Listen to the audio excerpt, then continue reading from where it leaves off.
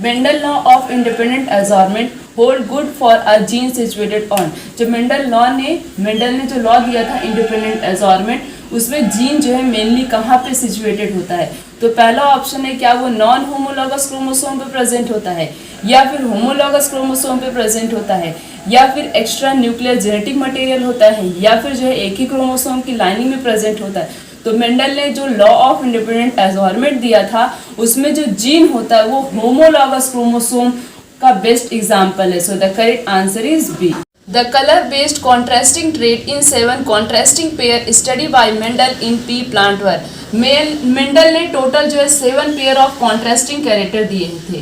हमें ये बताना है कि कितने पेयर ऑफ कॉन्ट्रास्टिंग कैरेक्टर जो मेंडल ने 7 पेयर दिए थे, उसमें से कितने पेयर जो है वो कलर पे बेस्ड थे। तो पहला ऑप्शन दिया है, क्या 1 पेयर बेस्ड था, या फिर 2, या फिर जो है 3 पेयर बेस्ड था, या फिर 4 पेयर बेस्ड था। तो मेंडल ने जो 7 कॉन्ट्रास्टिंग कैरेक्टर दिए थे, उसमें जो 3 कलर होते हैं वो किस पे बेस्ड होते हैं, कलर पे बेस्ड होते हैं। So the correct answer is C.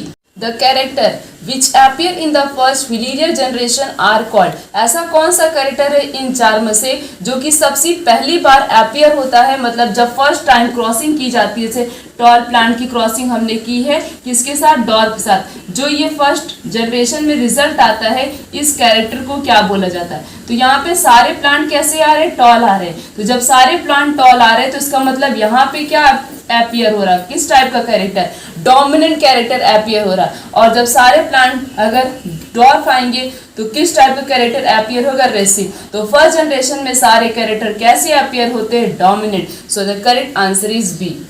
Rate of mutation is affected by. जो म्यूटेशन होता है वो मेनली किस पे डिपेंडेंट होता है, या हम बोल सकते हैं किससे उस पर इफेक्ट पड़ता है। टेम्परेचर की वजह से इफेक्ट पड़ता है, एक्स रे की वजह से भी पड़ता है, और गामा रे की वजह से भी पड़ता है। ये तीनों जो है मेन कॉज करते हैं किसके, mutation. So the correct answer is D, that is all of these.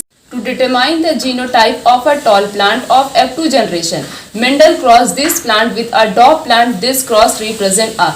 Mendel determine करना चाहते थे डॉर्फ प्लांट के F2 जनरेशन के जीनोटाइप के। तो उन्होंने क्या किया था, जो भी रिजल्ट आया था F2 जनरेशन का, उसकी क्रॉसिंग किससे कराई थी, डॉर्फ प्लांट के साथ कराई थी। तो इस टाइप के क्रॉस को क्या बोलते हैं, क्या इस टाइप के क्रॉस को टेस्ट क्रॉस बोलते हैं, या फिर बैक क्रॉस बोलते हैं, या फिर रेसिप्रोकल क्रॉस बोलते हैं, या फिर डाई हाइब्रिड क्रॉस बोलते हैं। इस टाइप के क्रॉस को बोला जाता है test cross. So the correct answer is A.